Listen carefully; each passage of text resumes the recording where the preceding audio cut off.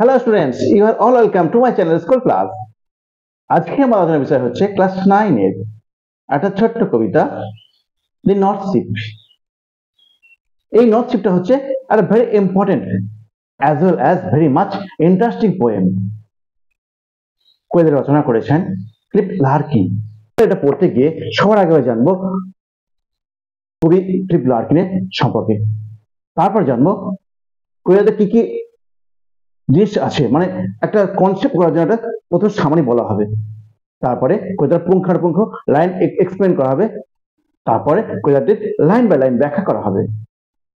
কবিতায় ব্যবহৃত বিভিন্ন ওয়ার্ড নোটগুলো এবং ফ্রেসেস ব্যাখ্যা দেওয়া হবে এবং অ্যানালাইজ করা হবে। তারপর সর্বোপরি আমাদের যে যে কোশ্চেনগুলো আসতে পারে কোশ্চেন অ্যান্সার টপিক দেওয়া হবে। তো সো স্টুডেন্টস, আজকের ক্লাসটা খুব ভাইটাল হচ্ছে। যদি চ্যানেল নতুন হয়ে থাকো চ্যানেলটিকে সাবস্ক্রাইব করো, এবং যদি সাবস্ক্রাইব করে থাকো তাহলে thank you. Let us start.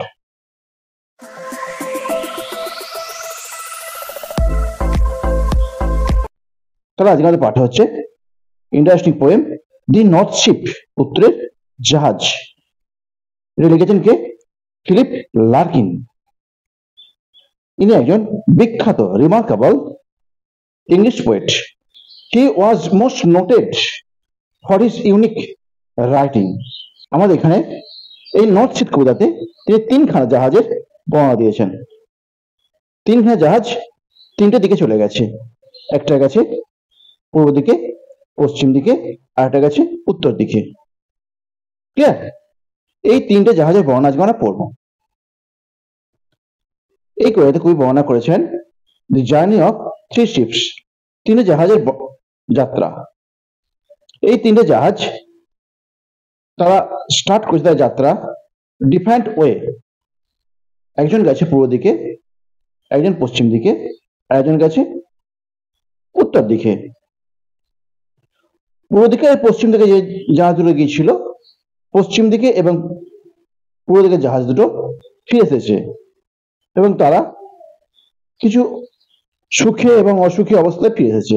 কিন্তু আমাদের উত্তর দিকের জাহাজটা, উত্তরগামী জাহাজটা, সে প্রচন্ড বিপত্তি ত্যাগ করে এগিয়ে গেছে। কবি এখানে এই তিনটে জাহাজ, যে তিনটে জাহাজ তিনটে সিম্বলিক ওয়ে ব্যবহার করেছেন। প্রথম জাহাজটি the first ship. The first sheep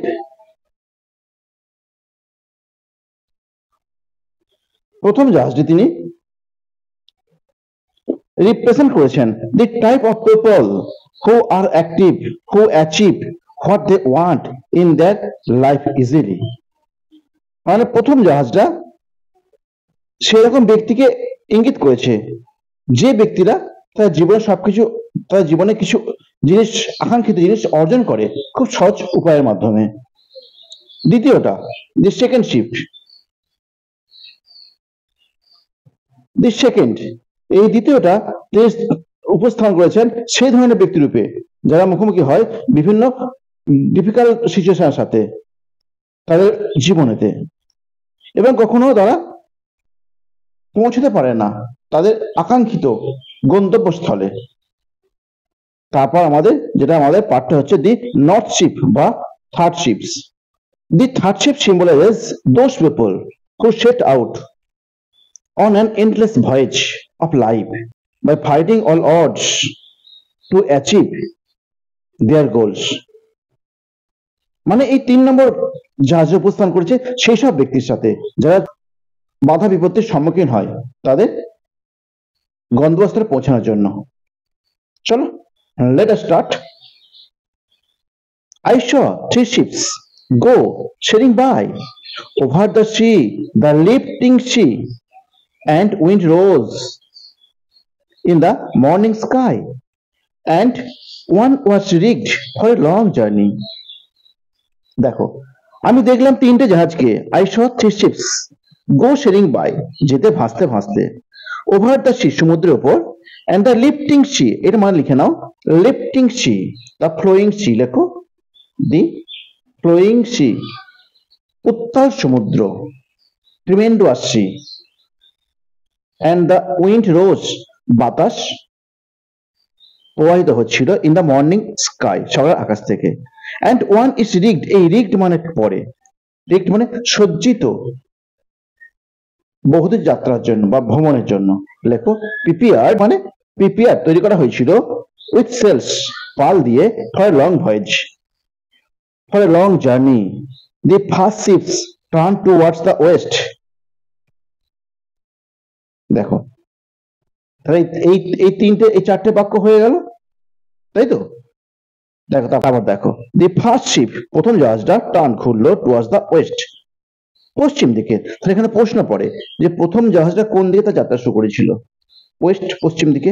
over the sea সমুদ্রেতে, অ্যান্ড রানিং সি, দেখো এইটা কিন্তু বাতাসের সুযোগ পেল, তার পালেতে হাওয়া লাগলো এবং সে এগিয়ে গেল।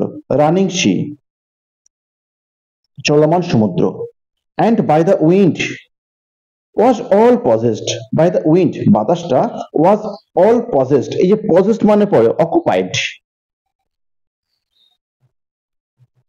occupied, clear?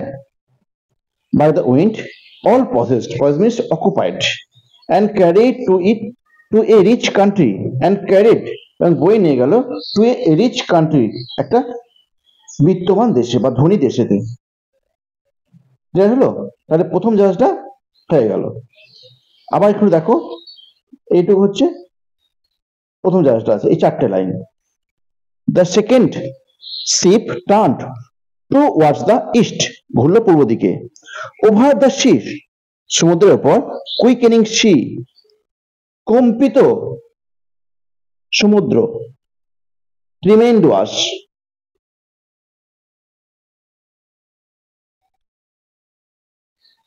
ভয়ানক সমুদ্র, কুইকেনিং সি মানে ভয়ানক সমুদ্র। And the wind haunted it like a beast, the wind বাতাসটা হন্টেড ধাবিত করলো, chased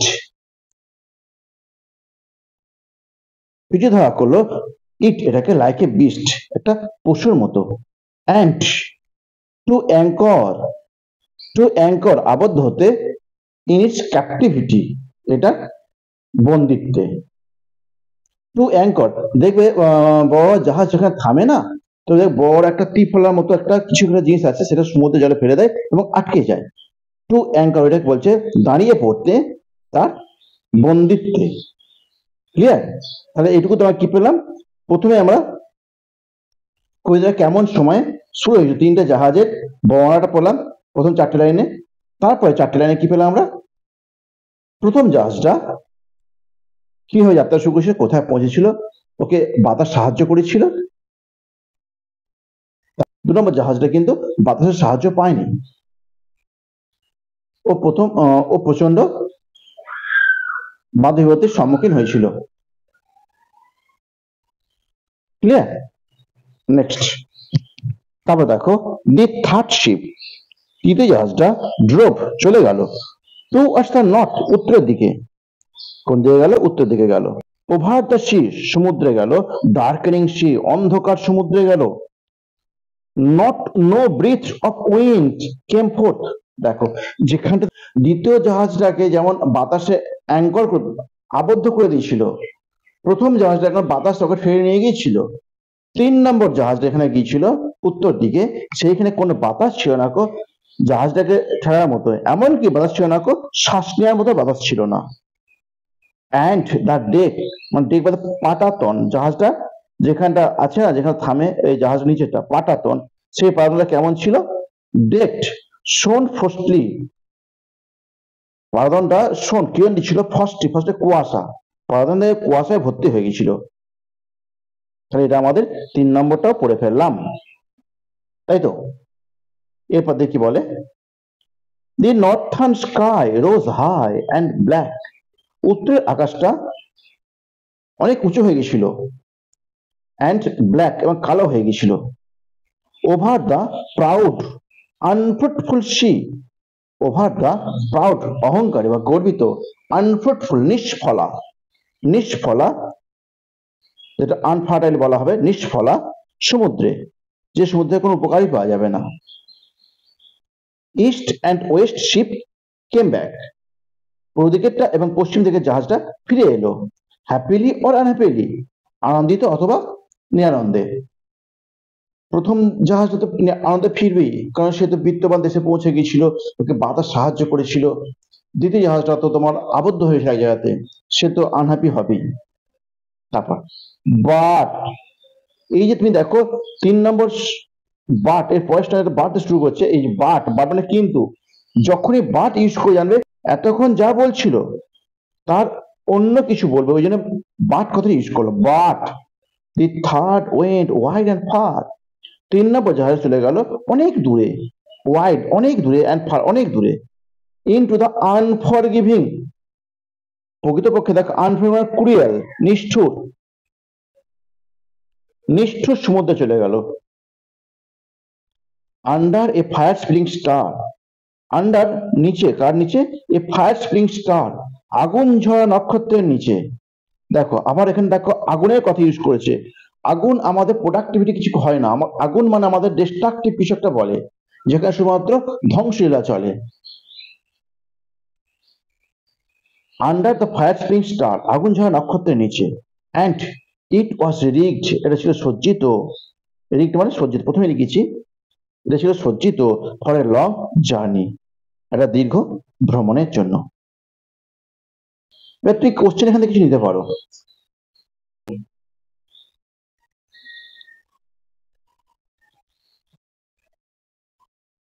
Why did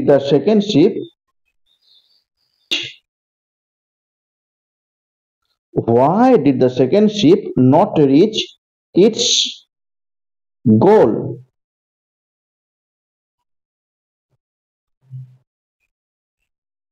Why did the second ship not reach its goal? কেন দ্বিতীয় জাহাজটা পারল না পৌঁছাতে তার গন্তব্যস্থলে? What does the unforgiving sea mean? Unforgiving sea মানে কি বলা হচ্ছে?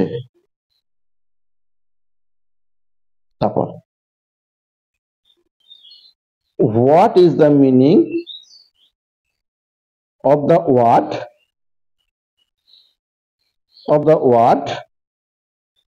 captivity? What is the meaning of the word captivity? Captivity word এর মানে কি? বন্দিত্ব। তুমি বলতে পারো imprisonment,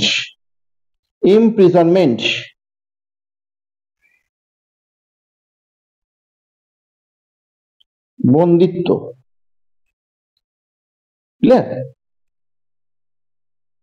আজকে এইটুকুই থাক। যদি এরকম আরো গুরুত্বপূর্ণ এবং উপকারী ভিডিও পেতে চাও আমাদের সঙ্গে যুক্ত থাকো। বাই বাই, আবার দেখা হয় পরের ভিডিওতে।